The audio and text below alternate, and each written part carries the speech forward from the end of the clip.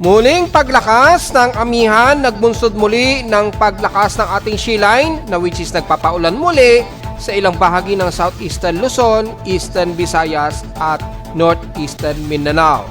Inaasahang moderate to heavy rain showers sa ilang bahagi ng Eastern Samar at Bicol Region. Nalalabi na naman ng buong Nodo Luzon, magiging mas maulap na naman tayong muli kasama ang ginaw dala ng amihan. Nalalabi ng bansa kagaya ng Mimaropa, makakaranas din ng mga ilang kalat-kalat na pag-ulan na may pagkidlat at pagkulog.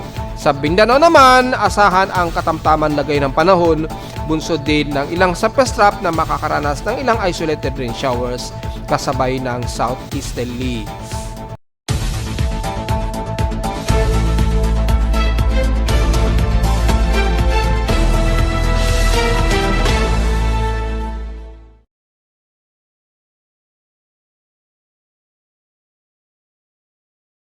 Hello, good morning mga folks. Welcome po muli sa ating daily weather bulletin at analysis para sa araw ng Lunes, February 9, 2026. Ang oras nating boss may umaga ay alas 10:56 na ng umaga.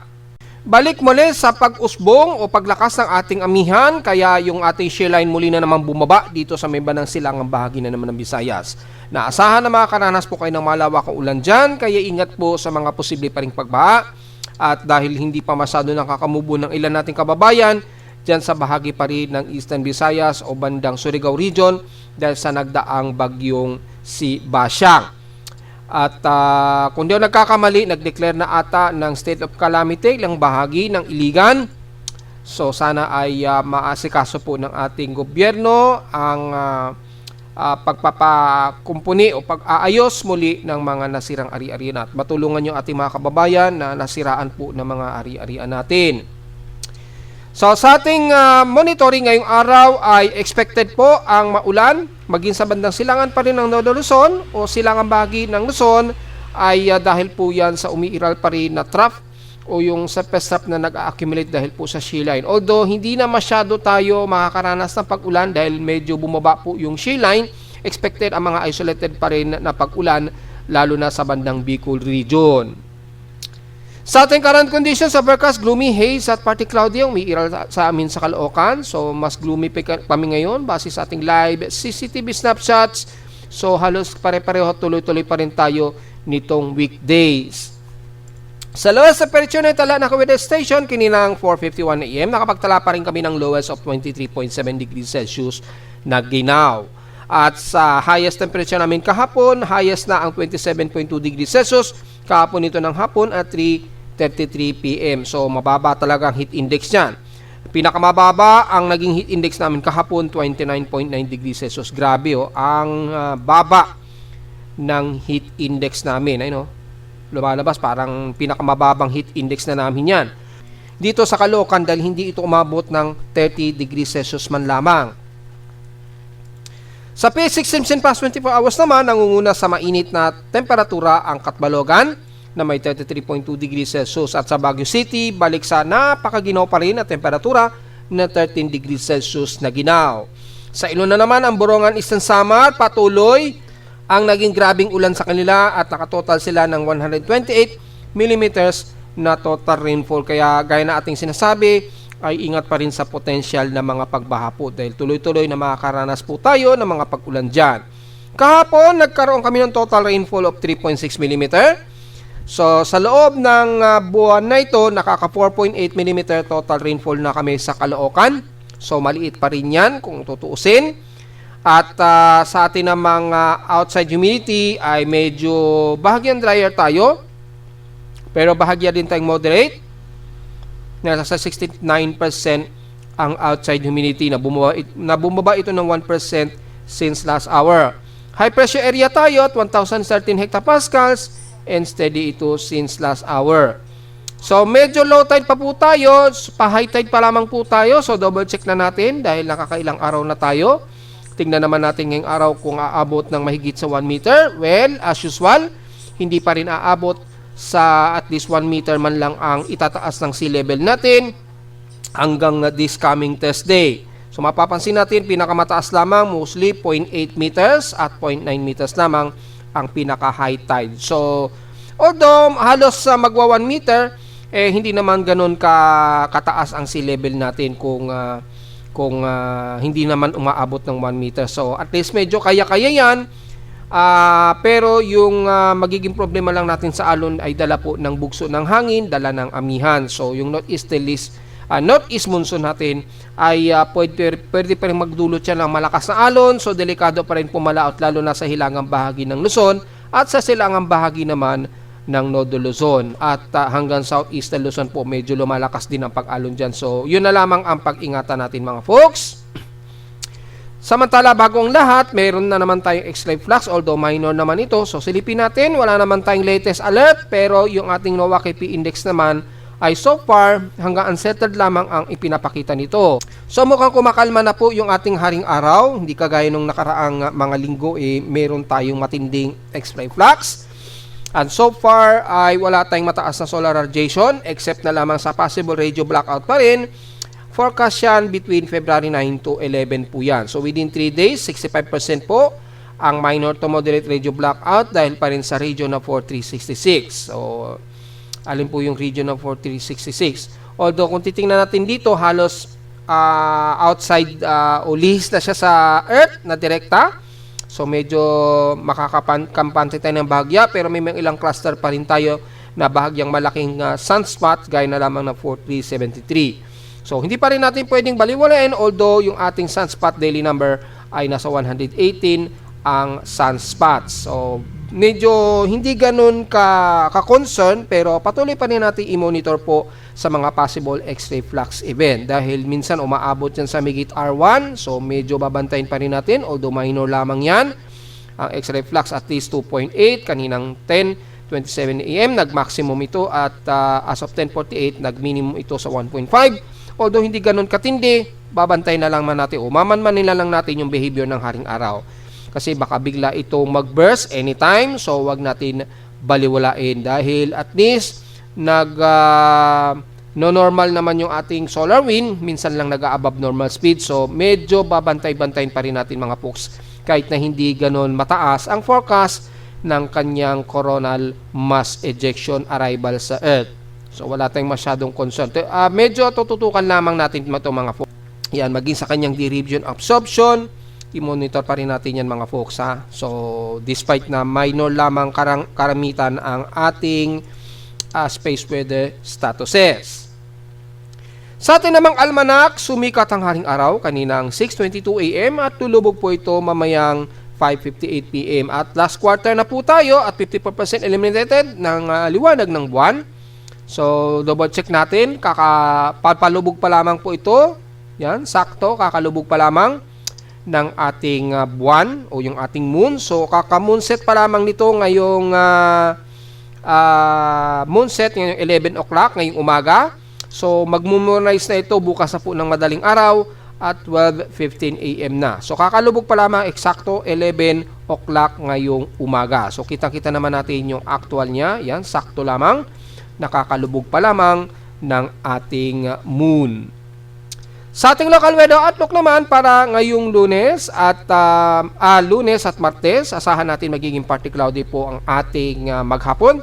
100% daw ang chance na pag-ulan at bukas ng Martes ay isolated daw ang pag-ulan. Walang tsansa pero posible pa rin ang isolated rain showers bukas ng Tuesday. Ngayong araw, medyo 100% daw ang tsansa ng uulanin. Maaring hindi dito sa amin sa Caloocan, maaring sa Karatig, Metro Manila. So, magdala ng payong mga folks, lalo na Lunes po ngayon mga folks.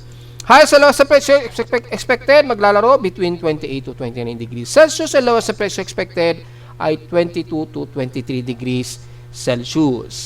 So, diretso po tayo sa ating ginagamit na satellite imagery. Makikita po natin yung shea line. Mukhang lumakas naman muli kasi ang ating amihan. Yan, makikita po natin ang pinaka-boundary ng shea line. Ipopost po natin. Ayan, kitang-kita po. Yan, ang pinaka-boundary. Kung i-zoom in po natin, makikita po ang haba ng shea line. Ayan, naka-extend yan sa Palawan, buong Visayas. Ayan, yan yung pinaka-boundary ng shea line niya ngayon, yung cold front. Kitang-kita po na apektado ngayon ng pag-ulan ang buong Southern Luzon, mostly Visayas din. Mas mataas ang concentration ng pag-ulan sa may bandang Eastern Visayas, lalo na sa Eastern Samar. Siyempre, ang Palawan ay asahan din ang pag-ulan dahil sa extension ng shear line na ito na nagpapang-abot dyan. So very obvious po, kitang-kita po yung malawakang trough na ito at magdadala po ng malawakang pag-ulan dito sa bahagi nga po ng Central Visayas hanggang Eastern Samar. Maabot din ang mga malawakang ulan na yan sa may bandang Bicol region mga folks. Yan, so i-activate natin yung animation. So makikita natin yung cluster ng rainbow color. Kung i-activate natin ang heavy rain potential, magiging maulan po ang parte ng Bicol region, especially sa may bandang Iriga, Legazpi at Sorsogon at Catanduanes. Sa Visayas naman, most of Eastern Samar region, yan, kasama na ang Catbalogan, Western Samar, Tacloban, yan, Northern Leyte at Southern Leyte. At dito naman sa silangang baybayi ng Borongan at Samar ay makakaranas din tayo ng mga moderate to heavy rain showers. Ingat po sa mga pagbaha mga folks. Ganon din sa ilang bahagi ng Cebu at Negros region, especially dyan sa may bandang Bacolod, yan, kasama na ang Victorias, pababa ng Kabangkalan ng Negros Occidental. Sa bandang katimugan nito, bandang Siquijor o Dumaguete, at least medyo partly cloud dito sa Muslicaw di kayo, pero naka-forecast po ang chance ng pag-ulan mataas. 60% daw na kayo'y maaring ulanin sa maghapon. So maulan din ang parte ng Panay Island, kabilang ng Antique, Aklan, pababa ng Tobias Formier. Magdala po ng payong at ingat sa posibleng pagbaha dahil clusterized heavy rain showers po ang inyong pag-iral dyan. Kung titingnan naman natin sa Mindanao, dahil sa epekto ng southeasterlies, may mga surface trap po tayo dyan. So asahan din ang mga isolated rain showers and localized thunderstorms sa araw na ito, especially dyan sa bahagi ng Davao Oriental, maging sa buong Caraga area or eastern sections ng Surigao region sa Mindanao, Agusan region, hanggang Davao de Oro po sa Compostela Valley. Sa ngayon, medyo katamtaman ang panahon sa rest ng Mindanao area, kabilang na ang Zamboanga Peninsula. Magiging maaraw tayo at hot humid na panahon, pero may mga tsansa pa rin tayo ng pag-ulan sa maghapon. So kasama na ang buong Cotabato, Mapa North man yan o Southern Cotabato, Maguindanao region, Coronadal, maging sa buong South Cotabato, General Santos, at dyan sa dulong-dulong nga po ng Sarangani. At least katamtaman tayo, mas maaraw tayo dyan, pero may mga partly cloudy at naka-forecast na magkakaroon tayo ng localized thunderstorms, lalo na sa mga afternoon rain showers natin, dahil umiiral po yung southeasterlies natin. Yan, yung southeasterlies natin dyan, kumikilos yung mga kaulapan nito, yung mainit na water vapor na nagpapang-abot dyan sa mamandang silangan ng Mindanao. So expected pa rin ang maulan. The rest sa Southern Luzon naman, mula sa bahagi nga po ng Mindoro at ilang isla natin sa Marinduque, Romblon at Masbate, maulap tayo at asahan din ng kalat-karata pag-ulan na may pagkilat at pagkulog ngayong araw. At nandyan po yung concentration ng shale line, so expected kabilang na ang buong Camarines Sur. Ganon din ang iira sa Camarines Norte, maulap din tayo, asahan din ng mga kalat-kalat na mahina at katamtamang pag-ulan hanggang sa buong Quezon Province, maging sa bahagi nga po ng Laguna at Batangas. So most of Calabarzon area magiging maulap po tayo, pero ang tsansa na pag-ulan at least mga light to moderate showers hanggang Metro Manila na po yan, pataas ng Bulacan, San Jose, Bulacan at hanggang San Fernando, Pampanga and the rest, pahilaga na yan ng Central Luzon at most of western sections ng Northern Luzon, at least maulap pa rin tayo at patuloy na ginaw dala ng amihan. At sa silangan naman ng Northern Luzon, despite na maulap din tayo, asahan din ang mga ilang mga light drizzle rains lamang ang iiral. Yan. So magiging mas maulap pa rin tayo sa buong eastern sections ng Northern Luzon, kabilang na ang buong Kalinga, Mountain Province, sa silangan, Isabela at Quirino area. So at least dito, tuloy-tuloy pa rin ang ginaw ng dala ng amihan, maging sa bahagi nga po dito sa Metro Manila. At yung chance na pag-ulan natin medyo mababa, so maaring isolated lamang kung magkaroon tayo naman pag-ulan sa iba't ibang bahagi ng silangan ng Northern Luzon. At dahil wala naman tayo binabantayang bagong aktibong bagyo o kahit anong tropical wave, diretso agad tayo sa ating tropical cyclone assessment monitoring. Yung binabantayan natin na bagong convergence ay hindi na po ito nagtuloy sa may southeast of Guam, kaya balik tayo sa zero monitoring. At mula dito sa ating West Pacific Basin ay wala po tayong nakikita na panibagong tropical wave, maging sa ating mga tropical cyclone formation probabilities. Kung makikita natin dito, halos sa ilang surface trap ang umiira sa may bandang katimugan ng ating bansa. So mostly ang Mindanao at Eastern Visayas ay mostly ay nakakaranas sila ng mga pag-ulan. At wala tayong nakikitaan na bagong vorticity, so wala tayong magiging komento sa panibagong monitoring ng ating convergence. Yan, kung titingnan natin yung latest convergence, hopefully may data bago na data. So makikita natin ay very disorient na po yung binabantay natin na convergence dito sa southeast of Guam. So mostly sa pestap na lamang ito, dala ng southeasterly wind flow. So yung southeasterly wind flow, magbubunsod po yan na maulap na yung papuri na may dalang pag-ulan patungo dito sa most of southern part ng Mindanao po.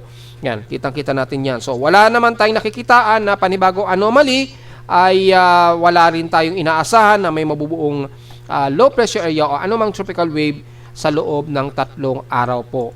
Yan, mula ngayon. So dahil wala naman tayong inaasahan na binabantayan dito, ay magbubudulot namang na mapag-ulan bunsod po ng shear line ang iiral. Yan, most of eastern sections, kasama na dyan.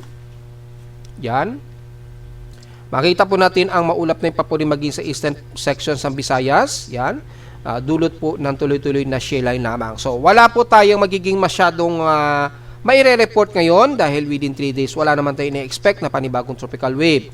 Ganon din kay CMWF, wala ring simulation, mostly shear line pa rin. So, tuloy-tuloy po yan hanggang February 14 po yan. Makakaranas pa rin tayo ng malakas sa bugso po ng amihan. Yan. So, tuloy-tuloy lamang na i-enjoy natin ang ginaw, dala pa rin ng amihan.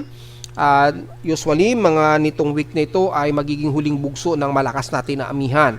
Dahil pagpasok talaga ng ikatatlong linggo o third week na ng February, dyan unti-unti na pong hihina ng tuloy-tuloy ang ating amihan.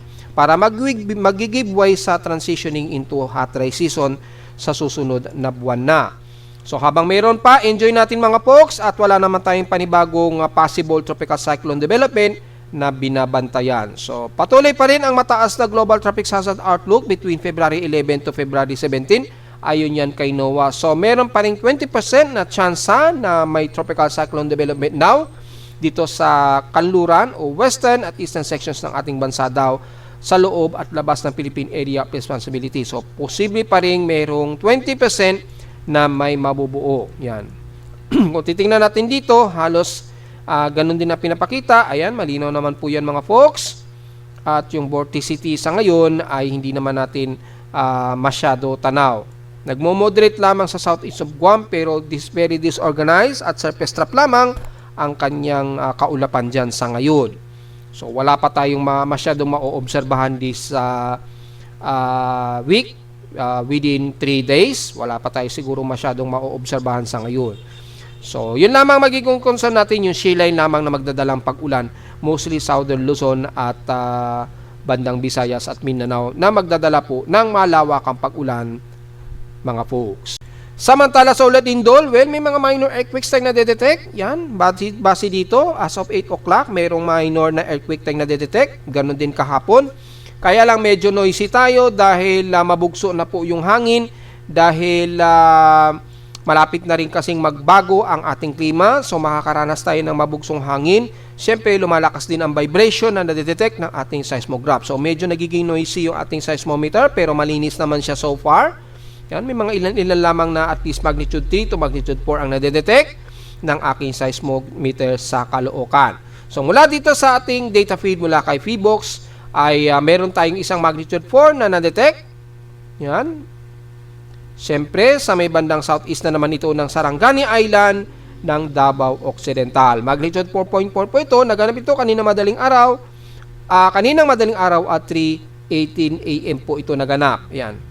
So, may magnitude 4.4 siya. Malalim naman ang epicentral depth at 26 km po. So, medyo malayo naman siya. Halos hindi natin mararamdaman yan sa bandang Davao Occidental o Oriental man dahil medyo malayo. So, wala naman masyadong concern, pero sa mga aftershocks ay tuloy-tuloy pa rin sa bandang Sultan Kudarat, sa Calamansing, yan, at sa Manay, Davao Oriental, mukhang meron na namang mga ilang pagyayanig na nagaganap. Yan.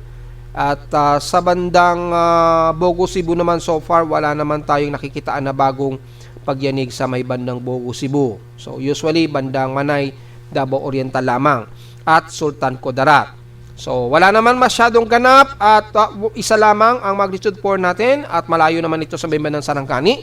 So, diretso agad tayo sa ating earthquake count, ang historical earthquake data natin, kung ilan na po yung total earthquake natin ngayong araw for the month of February 2026. Yung total earthquake natin ngayon ay nasa 339 earthquakes na po. Starting yan, magnitude 2.0 hindi kasama ang magnitude 1. 331 is magnitude 2.0 pataas at 8 na po ang ating magnitude 4. So, wala pa naman tayo na itala na kahit isang magnitude 5 mga folks. So, yan pa lamang yung total earthquake natin. Yan. At mapapansin natin na agad sa ating annual earthquake frequency ay mabilis na agad ang pagdami ng ating earthquake count. Nakakadalawang buwan pa lamang po tayo. Although ngayong araw ay wala tayong namataan na kahit isang magnitude 5. So medyo good news pa rin po ito at konti pa lamang ang listed na magnitude 4 pataas. Pero mag-ialista pa rin tayo lalo na sa Sultan Kudarat dahil tuloy-tuloy pa rin ang aftershock sa inyo.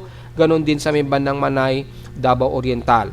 Sa cluster ng earthquake dito sa bandang Sultan Kudarat, nasa total of 134 na po tayo at sa Manay naman ay 26 earthquakes. So mas agresibo pa rin dyan o unrest yung ating mga pagyayinig dyan kaya mag-ialisto pa rin tayo sa bahagi ng Mindanao area. At narito naman ating 3-day weather forecast para sa araw ng Lunes, February 9, 2026.